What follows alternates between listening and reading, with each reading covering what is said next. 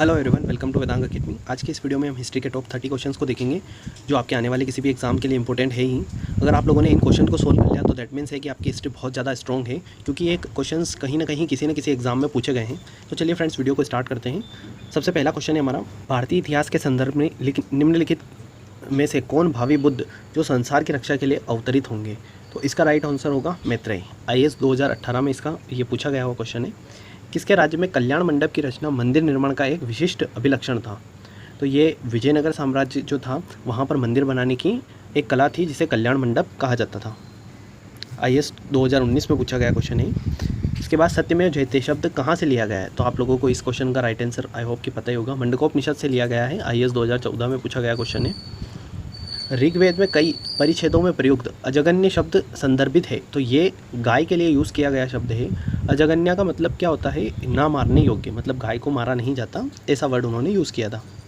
इसके बाद 6ठी शताब्दी ईसा पूर्व में मत्स्य जनपद स्थित था। तो ये राजस्थान में स्थित था मत्स्य जनपद, आप लोग याद रखिएगा। इसके बाद बात करें, बुद्ध ने अपना प्रथम उपदेश कहाँ दिया था? तो देखिए, प्रथम उपदेश की बात करी गई है तो सारनाथ में अपना प्रथम उपदेश दिया था। पावापुरी में उनकी मृत्यु हुई थी जिन्होंने, और वैशाली में उन्होंने सबसे अधिक जो उपदेश वो दिए थे। फिर उसके बाद बात करें, कलिंग युद्ध का विवरण हमें ज्ञात होता है। तो कलिंग युद्ध आप लोगों को पता ही होगा, 13वें शिलालेख में इसका वर्णन किया है। राजा अशोक ने कलिंग युद्ध को जीता था। फिर उसके बाद त्रिपिटक ग्रंथ किस धर्म से संबंधित है? तो त्रिपिटक ग्रंथ जो है वो बौद्ध धर्म से संबंधित है। उसके बाद नालंदा विश्वविद्यालय में संस्थापक कौन थे? तो ये कुमार गुप्त हैं जो नालंदा विश्वविद्यालय के संस्थापक माने जाते हैं। इसके बाद बौद्ध ग्रंथ मिलिंद-पहो किस हिंद यवन शासक का पर प्रकाश डालता है? तो ये देखिए, मिरेंडर जो थे उनके क्वेश्चन थे, तो उसी के हिसाब से इसे मिलिंद-पहो कहा गया। एलोरा के कैलाश मंदिर का निर्माण किसने कराया था? तो एलोरा के कैलाश मंदिरों का निर्माण कृष्ण प्रथम ने कराया था। 1194 में चंदावर के युद्ध में मोहम्मद गोरी ने किसे हराया था? तो देखिए, 1194 में जयचंद को हराया था। आप लोग कुछ डेट और याद रखिएगा। 1191 में प्रथम युद्ध हुआ था, तराइन का प्रथम युद्ध कहा जाता है उसे। तो ये किसके बीच में हुआ था? तो ये मोहम्मद गोरी और पृथ्वीराज चौहान के बीच में हुआ था, और इसमें क्या हुआ था? चौहान जीत गया था। फिर उसके बाद 1192 में फिर यही युद्ध हुआ, और इसमें कौन जीत गया? मोहम्मद गोरी जीत गया था, क्योंकि उसने जयचंद की सहायता ली थी। बाद में 1194 में उसने जयचंद को भी पराजित कर दिया था। इसके बाद क्वेश्चन नंबर 13, लोधी वंश का संस्थापक कौन था? तो लोधी वंश का संस्थापक बहलोल लोधी था, और इसका लास्ट जो शासक था वो कौन था? इब्राहिम लोधी, जिसे बाबर ने हराकर मुगल वंश की नींव रखी। कौन सूफी संत महबूब ए इलाही कहलाता था? तो ये शेख निजामुद्दीन औलिया हैं जिन्हें महबूब ए इलाही कहा जाता था।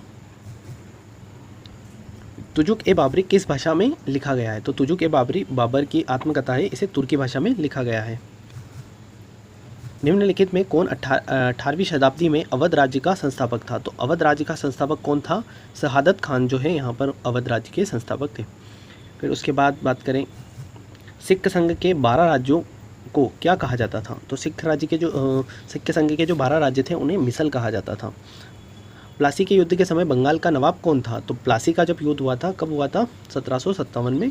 तब यहाँ पर जो बंगाल नवाब था वो सिराजुद्दौला था। बक्सर की लड़ाई के समय बंगाल का नवाब कौन था? तो देखिए, 1764 में बक्सर का युद्ध हुआ, उस समय मीर जाफ़र यहाँ का नवाब था। कंफ्यूज मत होइएगा आप। किसके प्रशासन काल में स्थायी बंदोबस्त प्रारंभ किया गया? तो किसके स्थायी बंदोबस्त जो है वो लॉर्ड कॉर्नवालिस के शासन काल में इंट्रोड्यूस किया गया। लेकिन ये बताया किसने था इसके बारे में? तो डुप्ले ने इसे सबसे पहले बताया था।